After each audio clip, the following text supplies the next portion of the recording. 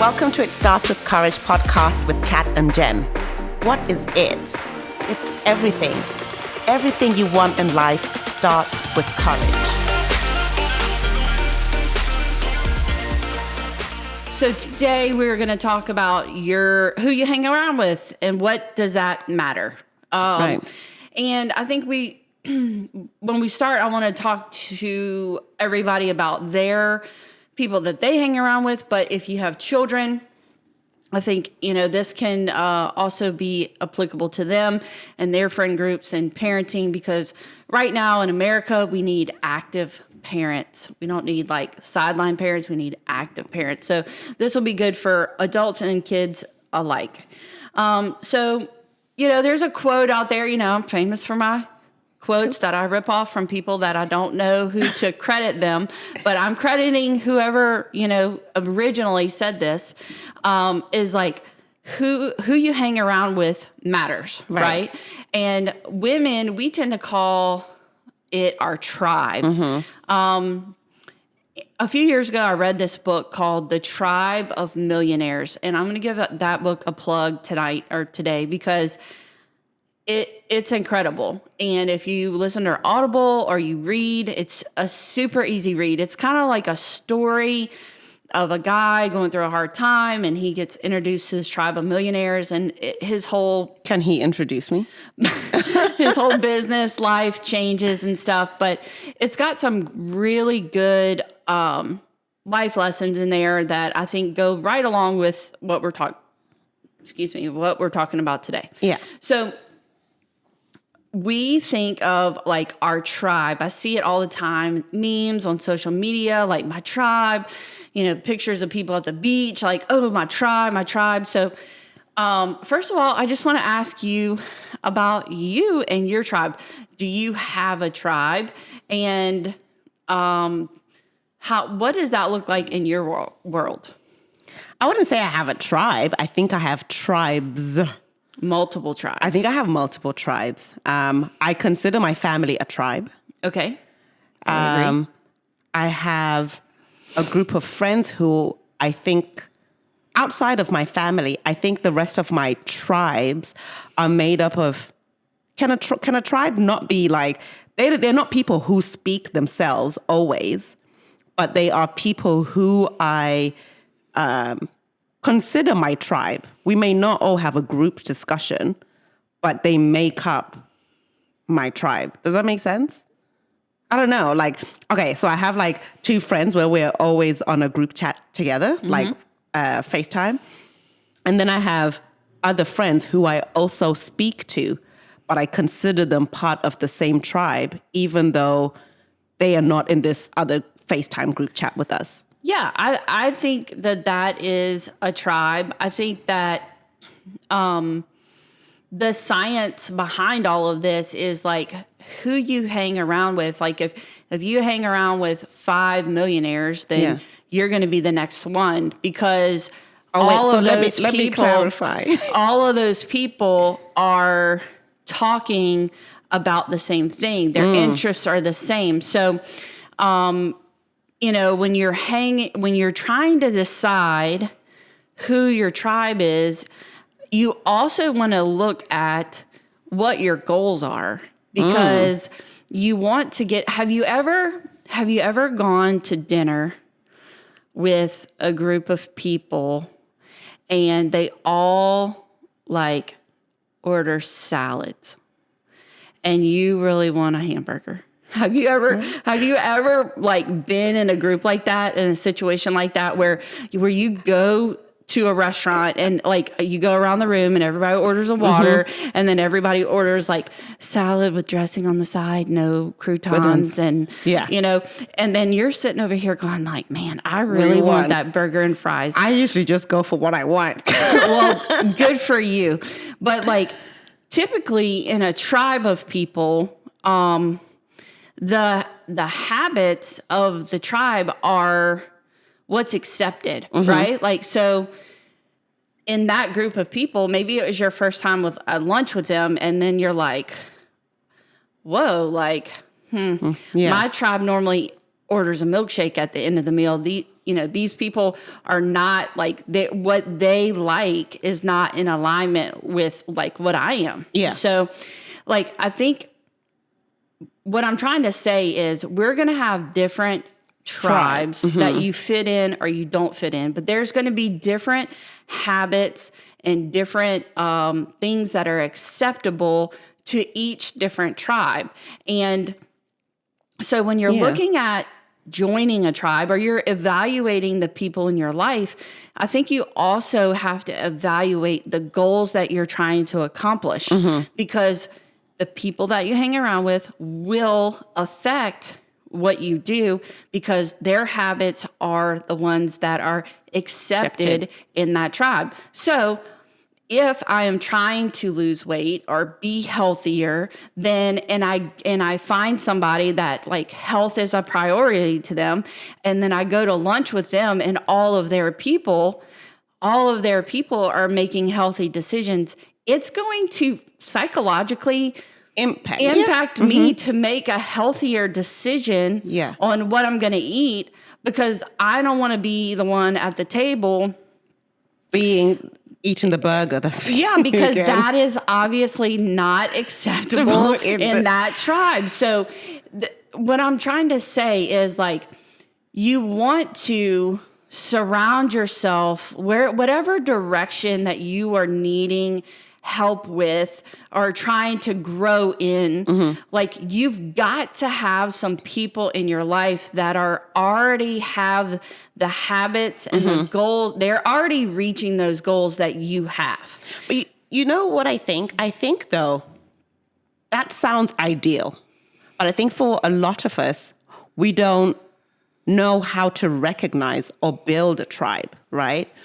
And I say that by when we have goals and you want to surround yourself with these people, I would say, let's say one group of friends that I speak with, who I consider my tribe, they're people who take care of my emotional and some extent moral well-being. We discuss the emotional things or relationships or this, right? Because they may have marriage or whatever, how when they deal with their things. I respect that, or and then I have my family, and in my family, I also know, okay, these are the business minds, these are this, right? But these are people who I didn't curate these tribes. They've just become tribes where I recognize that this is where I get that, this is where I get this. Now, when I say, let's say meeting you, I didn't think, not that I didn't think, but I didn't know that you would become part of my tribe, right? Right. But the more that I've hung around with you and the people you've introduced me to, we come from two completely different fields, but I suppose the common thing in the people I've met with you is the business mind, the building a team, putting in systems, et cetera, which are things that, let's say, my friends or my family may not have been able to, I wouldn't have learned from them because they don't deal with building systems. They don't deal with building, but I did not know and purposefully say, you are going to be in my tribe. It's I suppose more so you talking to me that has made me come back more to be like, oh, this is where and then now as we talk about tribes and as I speak to other people and share, let's say, oh, I met so-and-so who's really helped me business-wise like this, even though we're completely different businesses, but she's helped me think differently. And it's them that say, well, I want something like that. I want a tribe like, but I did not know that you would. I had goals, but I didn't know where to look for a tribe like that. Right.